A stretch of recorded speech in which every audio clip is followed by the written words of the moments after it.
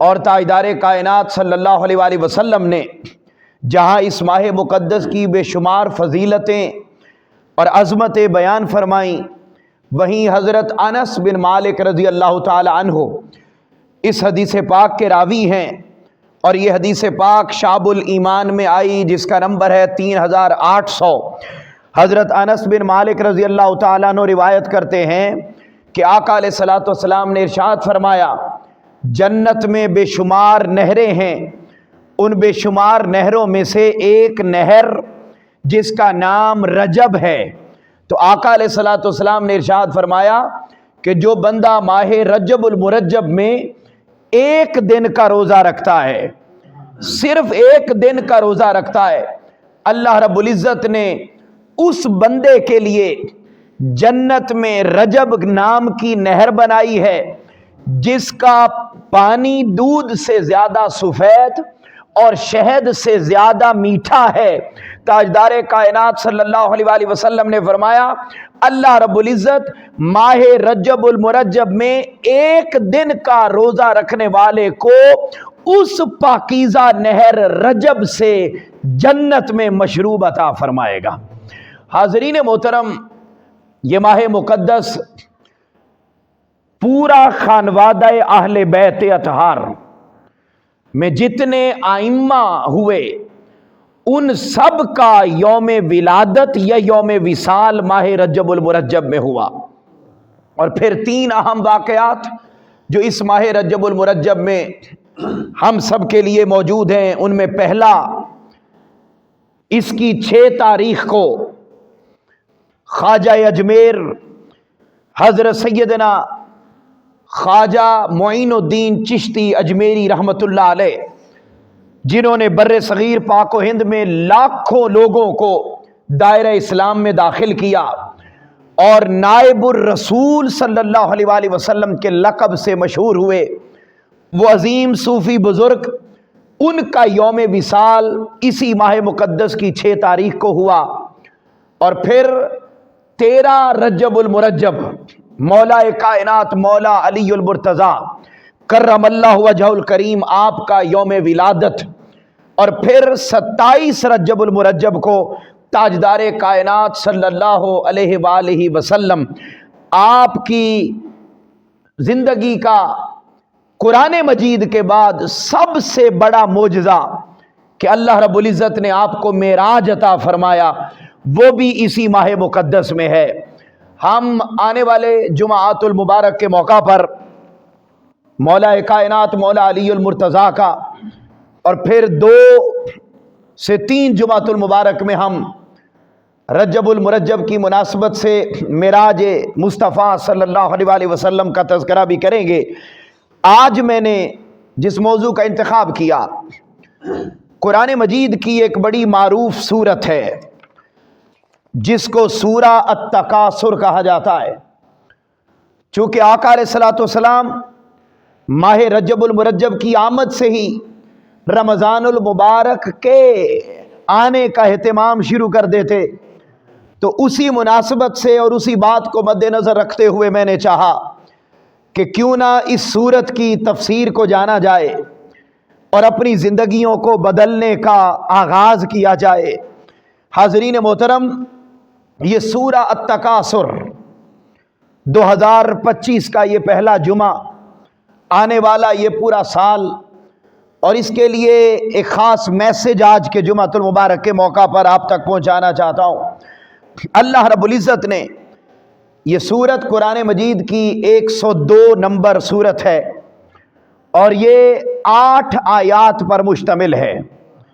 اللہ رب العزت نے اس سورت میں بے شمار معنی اور مطالب اور ہمارے سمجھنے کے لیے اہم باتوں کو شامل کیا۔ میں ان کی طرف آنے سے قبل اس سورت کی جو انتہائی مختصر سورت ہے، 8 آیات پر ہے اور 102 نمبر ہے اس سورت کا، اور قرآن مجید کے 30ویں پارے میں ہے، اس سورت کے بارے میں تاجدار کائنات صلی اللہ علیہ وآلہ وسلم ایک دن صحابہ کرام کے درمیان موجود ہیں، اور آقا علیہ السلام نے صحابہ کرام سے سوال کیا، کیا تم میں سے کوئی شخص ایسا ہے جو روزانہ 1000 آیات قرآنی کی تلاوت کرے، 1000 آیات قرآنی کی تلاوت کرے، کوئی ایسا ہے؟ صحابہ کرام عرض کرنے لگے یا رسول اللہ صلی اللہ علیہ وسلم 1000 آیات روزانہ پڑھنے کی طاقت کون رکھ سکتا ہے؟ ہم میں طاقت نہیں۔ فرمایا کیا تم میں سورہ التکاثر پڑھنے کی کوئی طاقت نہیں رکھتا؟ مطلب کیا؟ تاجدار کائنات صلی اللہ علیہ وآلہ وسلم، یہ حدیث پاک مستدرک حاکم میں آئی، حدیث پاک کا نمبر 2128، آقا علیہ الصلوۃ والسلام فرما رہے ہیں کہ سورہ التکاثر، الہاکم التکاثر حتی زرتم المقابر، یہ سورت پوری کی پوری فرمایا یہ ایسی ہے کہ اگر کوئی شخص اس کو 1 مرتبہ تلاوت کرتا ہے، اللہ رب العزت اس بندے کو 1000 آیات قرآنی پڑھنے کی تلاوت کا ثواب عطا فرماتا ہے۔ پھر اسی صورت کے بارے میں آقا علیہ الصلوۃ والسلام نے پھر ارشاد فرمایا، آقا علیہ الصلوۃ والسلام صحابہ کرام کے درمیان موجود ہیں، شعب الایمان حدیث پاک کا نمبر 2056، آقا علیہ الصلوۃ والسلام صحابہ کرام کے درمیان موجود ہیں اور آقا علیہ السلام سوال کر رہے ہیں، کیا میں تمہیں خوشخبری نہ سناؤں؟ جی یا رسول اللہ صلی اللہ علیہ وسلم، خوشخبری کیا ہے؟ فرمایا میں تم سب کے سامنے سورہ التکاثر تلاوت کرتا ہوں، اور اس سورت کو سن کر جس کی آنکھوں میں آنسو آ جائیں گے، میں محمد صلی اللہ علیہ وسلم اسے جنت کی بشارت عطا فرماتا ہوں۔ اب صحابہ کرام کے سامنے تلاوت کی، صحابہ کرام کی آنکھوں میں آنسو آ گئے، اور کچھ صحابہ ایسے تھے جن کی آنکھوں میں آنسو نہیں آئے۔ عرض کیا یا رسول اللہ صلی اللہ علیہ وسلم، شاید ہمارے دل ابھی دائرہ اسلام میں نئے نئے داخل ہوئے ہیں، شاید اس کی بنا پر ابھی سخت ہے اور ہمیں رونا نہیں آ رہا۔ تو آقا علیہ الصلوۃ والسلام نے فرمایا میں دوبارہ پڑھتا ہوں۔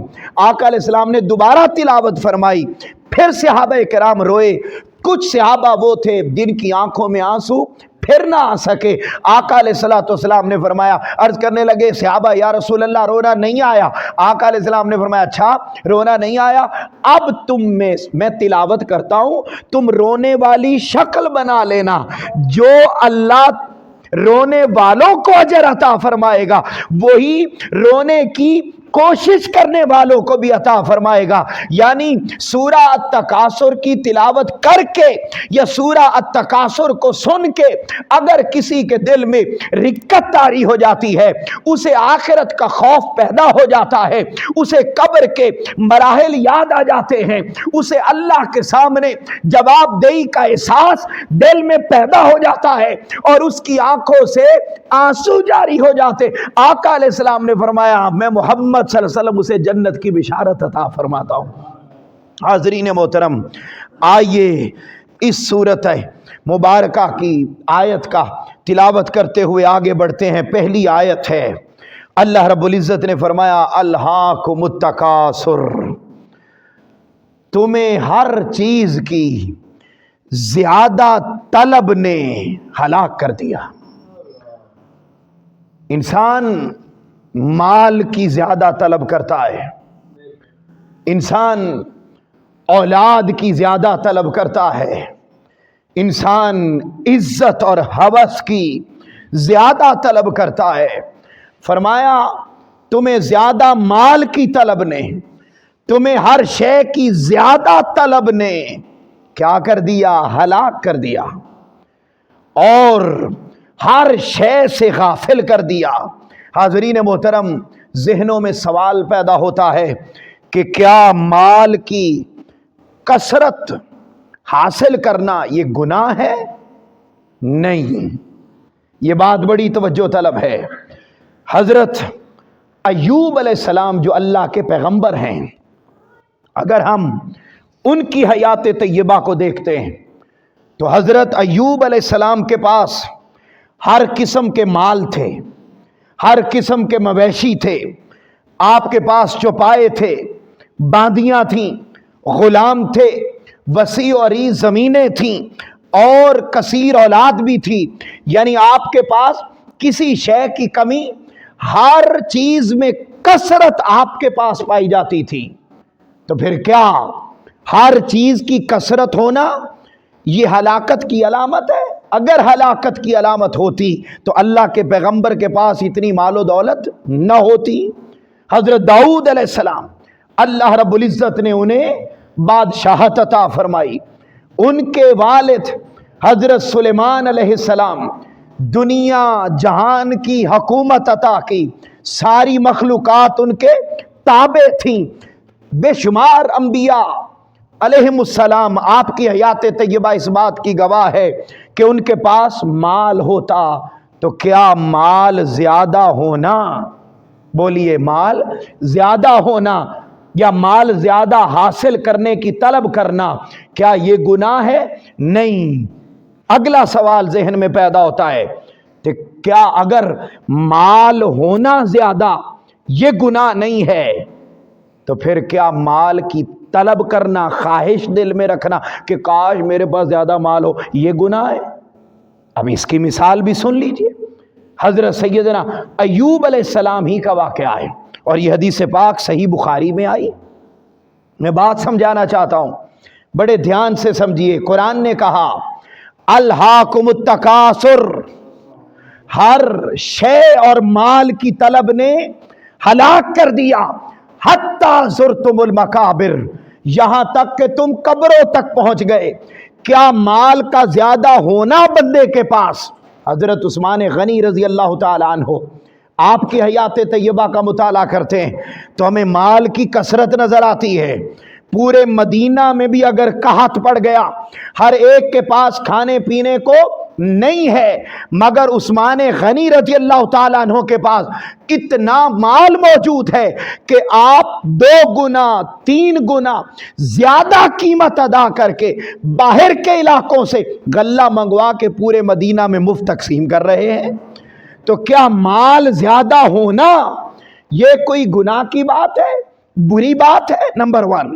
نمبر 2، اگر نہیں ہے پاس تو کوئی شخص دل میں خواہش رکھتا ہے اور وہ مال زیادہ طلب کرنا چاہتا ہے، تو کیا مال زیادہ طلب کرنا، اس کے لیے جد و جہد کرنا، اس کے لیے کوشش کرنا، کیا یہ بھی گناہ ہے؟ دوستو، حضرت سیدنا ایوب علیہ السلام ایک دن غسل فرما رہے تھے، اور دوران غسل آسمان سے سونے کی تتلیاں آپ کے اوپر گرنے لگیں۔ اب حضرت ایوب علیہ السلام نے اسی لمحے غسل کو چھوڑا اور ان تتلیوں کو جمع کرنا شروع کر دیا، کیونکہ وہ کس کی تھی؟ سونے کی۔ ان کو جمع کرنا شروع کر دیا۔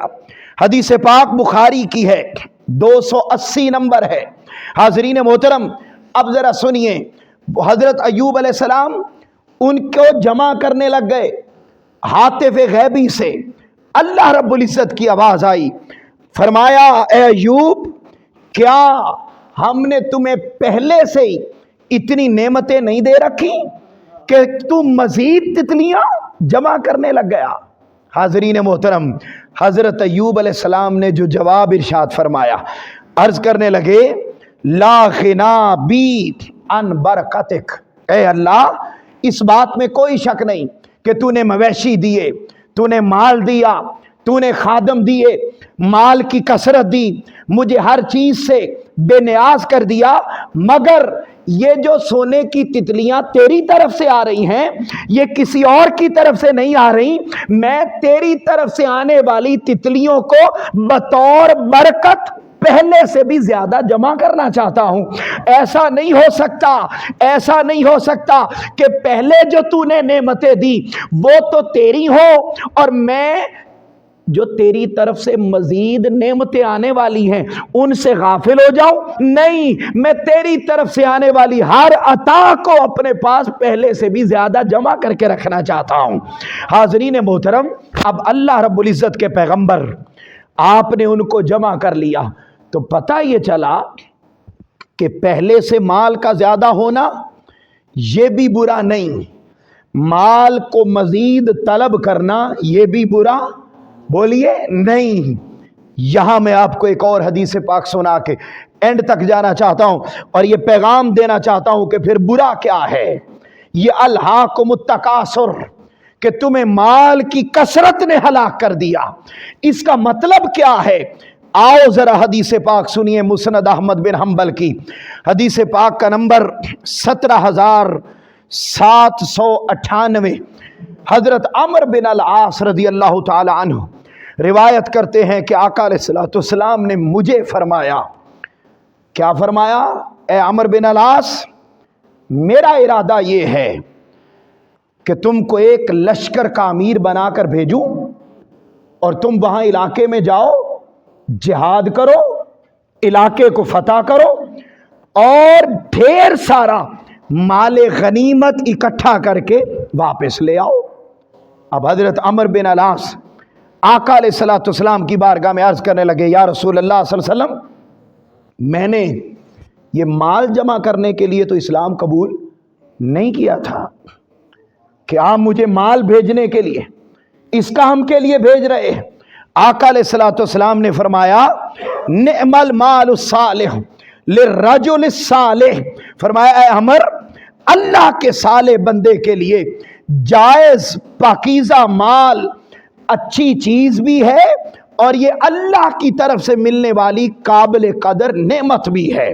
لہذا مال کی طلب کرنا اور مال کا بندے کے پاس موجود ہونا یہ کوئی بری بات نہیں ہے، مال بندے کے پاس ہونا چاہیے، مزید بھی بندے کو اکٹھا کرنا چاہیے۔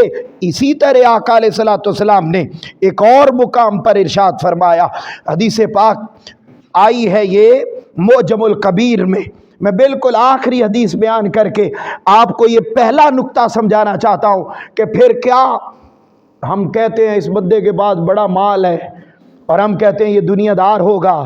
کسی کے پاس مال کا زیادہ ہونا یا کسی بندے کا مال زیادہ طلب کرنا یہ دونوں برے معاملے نہیں، پھر برا کیا ہے؟ یہ حدیث پاک سن کر آگے بڑھتے ہیں۔ حاضرین محترم، آقا علیہ الصلوۃ والسلام کے پاس ایک آدمی کا گزر ہوا، صحابہ کرام نے اس آدمی کو دیکھا کہ وہ روزی کمانے کے معاملے میں بڑا ایکٹیو ہے، متحرک ہے، اور اس کی باڈی لینگویج سے، اس کے چلنے کے انداز سے پتہ چل رہا ہے کہ اس کو مال جمع کرنے کی بڑی فکر ہے۔ اب صحابہ کرام نے عرض کیا کہ اے اللہ کے رسول، یہ جو بندہ بڑی تیزی کے ساتھ جا رہا ہے اور اپنے کام کاج میں بڑا مصروف ہے اور اس سے یہ پتہ چل رہا ہے کہ جیسے یہ مال جمع کرنا چاہتا ہے، کاش یہ جتنی دلچسپی روزی کمانے کے معاملے میں رکھتا ہے، کاش اتنی دلچسپی یہ اللہ کی راہ میں کرتا تو زیادہ بہتر ہوتا۔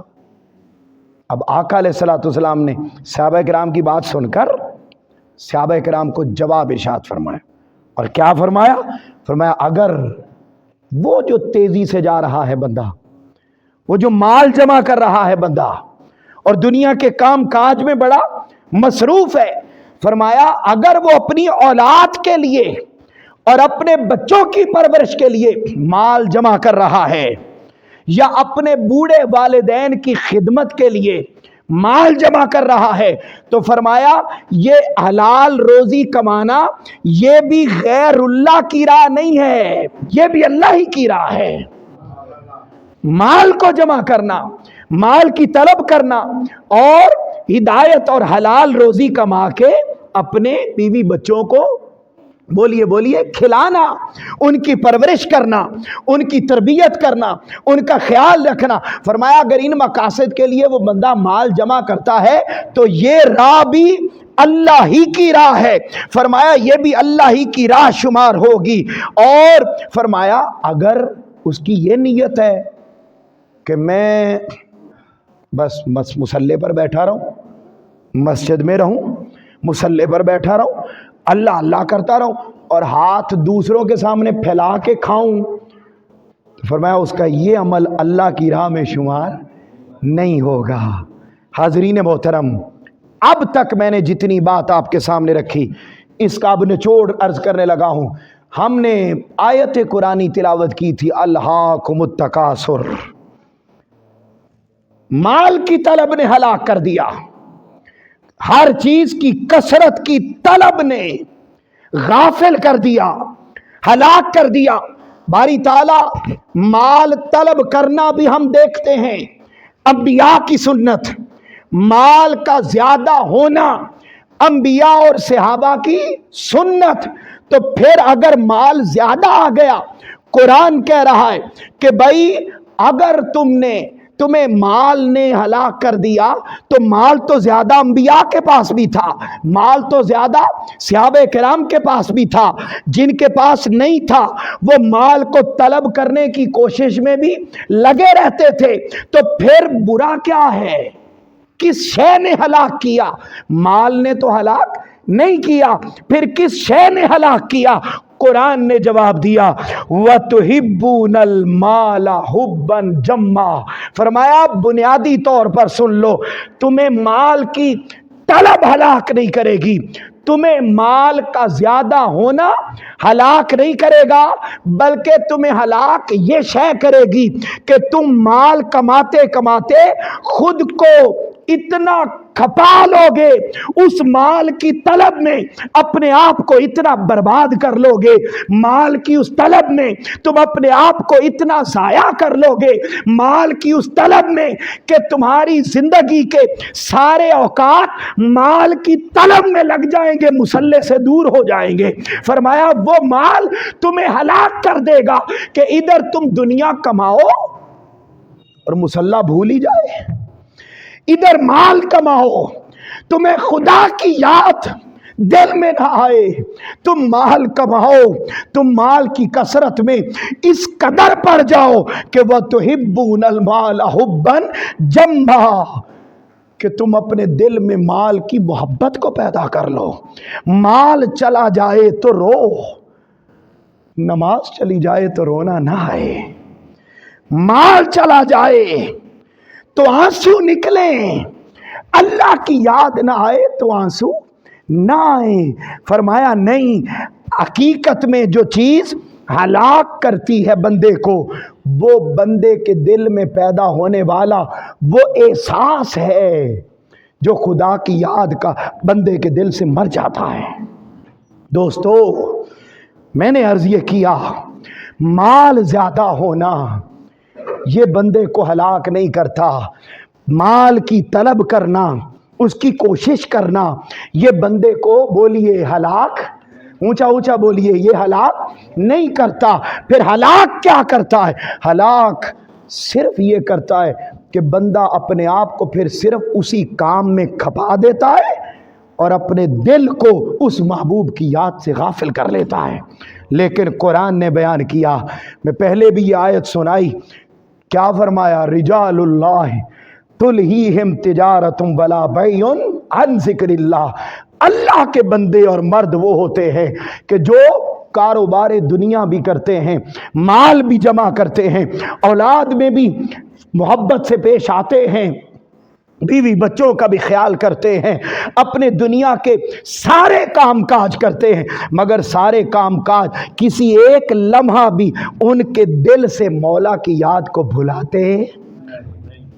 تو جو چیز بندے کو ہلاک کرتی ہے وہ کسی شے کا زیادہ ہونا یا کم ہونا نہیں، اصل میں دل کی وہ محبت ہے جو بندہ اپنے مولا کی اپنے دل سے بھلا بیٹھتا ہے۔ یہ سورہ التکاثر ہمیں یہی پیغام دیتی ہے۔ حالانکہ فرمایا میری امت میں آقا علیہ الصلوۃ والسلام نے فرمایا کہ زمانہ آئے گا کہ میری امتی مال و دولت کی طلب اور مال و دولت کا زیادہ ہونا یہ شے تو انہیں نقصان نہیں دے گی، مگر نقصان کیا دے گی؟ مال کی محبت، کہ وہ اس محبت میں اتنا گرفتار ہو جائیں گے کہ دنیا کے ہر کام کے لیے ان کے پاس وقت ہوگا، مگر اللہ کی عبادت کے لیے وقت بولیے نہیں۔ تنہا نماز پڑھے نا، تنہا تو 35 منٹ لگتے ہیں۔ آپ بیزی ہوں بہت زیادہ، آپ کے پاس وقت نہیں ہے، آپ مسجد میں نہیں آ سکتے، اپنی جاب پلیس پر ہیں، 5 نمازیں پڑھنے پر 35 منٹ لگتے ہیں۔ 24 گھنٹوں میں ہم 35 منٹ نہیں نکال پاتے۔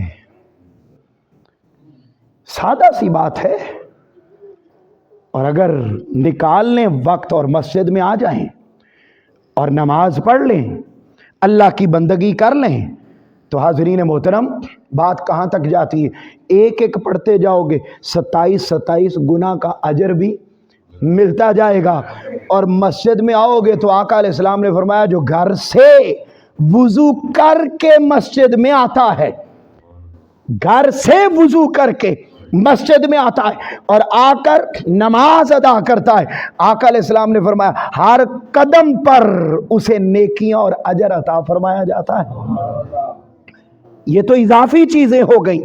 मैंने एक जहनों में, अपने नौजवान भाइयों के जहनों में, हम जहां पर भी हैं, कहीं पढ़ा रहे, कहीं पढ़ रहे, कहीं दुकान पर, कहीं हम अपने ऑफिस में, जिस जगह पर भी हैं, नमाज का वक्त हो गया, बंदगी का वक्त हो गया। ये 2025 का पहला जुमा, कोई एक खूबी पैदा करने की का अज़्म अगर हम दिल में पैदा कर लें कि यार ये काम 35 मिनट अल्लाह के लिए, जो हमें रोटी भी देता है, जो हमें जिंदगी की हर नेमत देता है, उसका शुक्र बजा लाने की खातिर 35 मिनट नहीं निकाल पा रहे।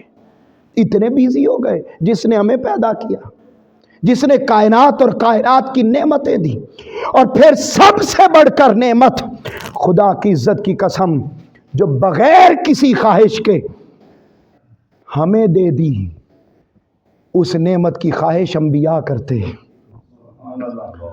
उस नेमत की ख्वाहिश अंबिया करते। दोस्तों वो नेमत क्या है? नेमत उज़्मा। कौन सी? नेमत मोहम्मद मुस्तफ़ा सल्लल्लाहु अलैहि वसल्लम। हमें बिन मांगे ताजदार कायनात सल्लल्लाहु अलैहि वसल्लम का उम्मती बना दिया। दोस्तों आओ आगे बढ़ते हैं। आका अलैहिस्सलाम ने आज ये एक ही आयत हो सकी, अब इसी का अगला फरमाया जो फिर माल की वो जो मोहब्बत है। मैं फिर बता दूं, माल ज्यादा होना बुरी बात नहीं है।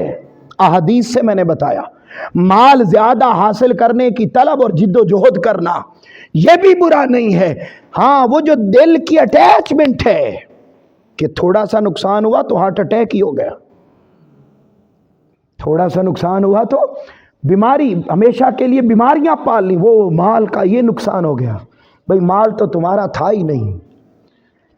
आपको मैं आलम अरब की एक रिवायत बताता हूँ, आलम अरब की, कि वहाँ कोई फौत हो जाए ना, पूरे आलम अरब में कोई फौत हो जाए तो हम यहाँ क्या कहते हैं? फौत हो जाए तो क्या कहते हैं? इन्ना लिल्लाहि व इन्ना इलैहि राजिऊन, इज़हार अफसोस करते हैं। आलम अरब में इज़हार अफसोस नहीं करते, वो कहते हैं अल्हम्दुलिल्लाह। फौत हो जाए कोई तो वो क्या कहते हैं? अल्लाह तेरा शुक्र है, अल्हम्दुलिल्लाह। ये क्या बात हो गई? अल्हम्दुलिल्लाह कैसे कहते हैं? तो इस पर पूरे कई वाक़यात आसानी से आपको मिल जाएंगे, क्योंकि ये वहाँ का कल्चर है। अल्हम्दुलिल्लाह कहते हैं। क्यों? वो कहते हैं देखो ये मेरा भाई था, मेरी बहन थी, मेरे वालिद थे, मेरा बेटा था, मेरी बेटी थी, ये जो रिश्ते हैं सारे, इनमें से कोई एक रिश्ता भी मेरा नहीं था, ये उसने दिया था, वो ले गया। मेरा रोना किस बात का, मेरा तड़पना किस बात का, मेरा बवेला किस बात का? उसने कहा देखिए ये घड़ी है, ये घड़ी मैंने आपको दी, अब बदले में आपने कुछ देर रखी और रखने के बाद मैंने अपनी घड़ी वापस ले ली, तो इस पे आपका रोना बनता नहीं, ये तो मेरी थी मैंने, और आप बड़ी खुशी से मुझे वापस भी दे देंगे क्योंकि ये मेरी थी। फरमाया ये जान, ये जिंदगी, इस जिंदगी की सारी नेमतें, ये तो भाई कोई शय, यहां तक कि मेरी जाती जान भी मेरी किसकी है? उसने दी, उसने। तो इसमें रोना कहां से आ गया? तड़पना कहां से आ गया? इसका मतलब है रोता वो है जिसने अपना दिल इस दुनिया में लगा लिया और आखिरत की फिक्र को भुला दिया। कुरान ने भी यही बात की है, कुरान ने भी यही बात की, अल्हाकुमुत तकासुर, माल का ज्यादा होना बुरा नहीं, माल की ज्यादा तलब करना ये बुरा नहीं। फिर माल की कौन सी शय है जो बंदे को कब्र तक पहुंचाती है? फरमाया हत्ता ज़ुरतुमुल मकाबिर, वो जो माल तलब करने के पीछे तुम इतना गुम हो जाते हो कि अपने मौला को भुला बैठते हो, अपने मौला की इबादत भुला बैठते हो, दुखी इंसानियत की खिदमत भुला बैठते हो। वो जो तुम मुकम्मल तौर पर, अमली तौर पर खुदा को माल की तलब में भुला बैठते हो, फरमाया ऐसा माल तुम्हें अपनी कब्रों तक ले जाएगा और वो माल तुम्हें हलाक और बर्बाद कर देगा। दोस्तों, अल्लाह की बारगाह में ये बात तलब की जानी चाहिए कि मौला रिज़्क भी दे, इज्जत भी, बोलिए बोलिए, इज्जत भी दे, हर नेमत भी दे, मगर ऐसा दिल पहले दे जो किसी हालत में भी तेरी याद से गाफिल ना हो पाए। बोलो, जो किसी लम्हे भी तेरी याद से गाफिल, ऊंचा बोलिए, जो ऐसा दिल दे, बोलिए बोलिए, ऐसा दिल दे कि जो किसी हाल में भी तेरी याद से गाफिल। हाज़रीन मोहतरम, ताजदार कायनात सल्लल्लाहु अलैहि वसल्लम ने फरमाया, बंदा जब उस मोहब्बत में पड़ जाता है ना और दिल को माल की मोहब्बत में गिरफ्तार कर लेता है, तो फिर उसकी हालत ये हो जाती है। मुस्नद अबू याला में हदीस पाक आई, आका अलैहिस्सलाम ने फरमाया कि अगर इंसान को 2 सोने की वादियाँ दे दी जाएं, सोने की 2 वादियाँ दे दी जाएं, तो वो तलब करेगा कि मुझे 2 और मिल जाएं। वो तलब करेगा कि मुझे 2 और, यानी जो बंदा फिर माल की मोहब्बत में गिरफ्तार हो जाता है, वो उसकी कभी ब्रेक नहीं लगती, फिर वो हमेशा इसी में ही आगे बढ़ता चला जाता है। दोस्तों, कोशिश ये करनी चाहिए कि अल्लाह रब्बुल इज़्ज़त ने जो नेमतें हमें दी हैं, उन नेमतों का हम शुक्र अदा करें और हर लम्हा ये एहसास दिल में रखें कि इन सारी चीज़ों में मेरा कुछ भी नहीं है, जो कुछ भी दिया हुआ है किसका है?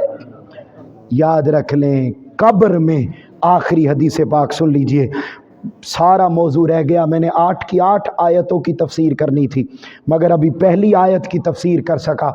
अल्हाकुमुत तकासुर, माल का ज़्यादा, ये बात समझाई है कि माल का ज़्यादा होना बुरा नहीं, माल की तलब करना बुरा नहीं, माल की मोहब्बत में गिरफ्तार होना बुरा है। ऐसा माल बुरा है और ऐसा माल बंदे को हलाक करता है जो माल उसकी याद से बंदे को गाफिल कर दे। आका अलैहिस्सलाम ने फरमाया, आखिरी हदीस है मुस्लिम शरीफ की, बड़ी ईमान अफरोज़, और ये हदीस पाक 2959 हदीस पाक का नंबर है, मुस्लिम की हदीस पाक। आका अलैहिस्सलाम ने इरशाद फरमाया, बंदा कहता है मेरा माल, मेरा माल, मेरा माल, यानी वो माल की मोहब्बत में गिरफ्तार रहता है, माल माल करता है मुझे, और अल्लाह को भुला बैठता है, माल की मोहब्बत में गिरफ्तार हो जाता है। तो आका अलैहिस्सलाम ने फरमाया, माल तो बंदे का कुछ भी नहीं, माल तो सारा फना हो जाने वाला है। माल बंदे का सिर्फ इतना है जो उसने खा लिया, जो उसने पहन लिया, या किसी की मदद में खर्च कर दिया। इसके अलावा जितना कुछ है वो तो सारा यही रह जाएगा, उसके साथ कुछ और जाने वाला नहीं है। यही वजह कि आका अलैहिस्सलाम ने फरमाया, जब बंदा फौत होता है तो 3 चीज़ें बंदे के साथ जाती हैं, जिनमें से 2 वापस आ जाती हैं, एक उसके साथ जाती है। कौन सी? आका ने फरमाया 3 चीज़ें। पहली चीज़ उसका माल, मरने तक और कब्र तक उसके साथ जाता है। दूसरा फरमाया उसके रिश्तेदार, कब्र तक उसके साथ जाते हैं। तीसरा फरमाया आमाल। ये 3 चीज़ें हैं, इनमें से 2 वापस आ जाएंगी, आमाल आगे तक जाएगा। जिसने जितना लंबा सफ़र तय करना हो, वो अपनी गाड़ी में पेट्रोल भी उतना, बोलिए, ज़्यादा रखता है। ऐसा तो नहीं होता ना कि जाना इस्लामाबाद हो और पेट्रोल शेखुपुरा तक हो, फिर शेखुपुरा से आगे गाड़ी नहीं चल सकेगी। दोस्तों, मेरा और आपका ہم سب کا ایک ہی حال ہے اور یہی عزم اور یہی دعا ہے کہ وہ قیامت کا بانی ہے، عالم برزخ سارا ہم نے طے کرنا ہے، پھر 50,000 سال کا دن گزارنا ہے، پھر حساب و کتاب کے سخت مراحل میں سے گزرنا ہے، وہ سارا کچھ، اس کے لیے بھی کچھ پیٹرول چاہیے، اور وہ پیٹرول کچھ اور نہیں ہے، وہ نیک اعمال ہے۔ بولیے کیا ہیں؟ اونچا بولیے، نیک۔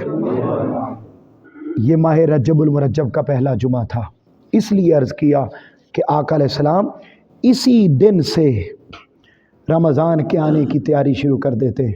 ہم اپنے دل میں اس سال یہ عزم کریں کہ مولا اس مرتبہ جو رمضان آ رہا ہے میں کم از کم تمہیں اتنا راضی کر لوں گا کہ تو خود خوش ہو کر کہہ دے کہ بندے تیرے گناہ کرنے کی طاقت کم ہے، میرے عطا کرنے کی طاقت زیادہ ہے، میرے عطا کرنے کی طاقت زیادہ ہے۔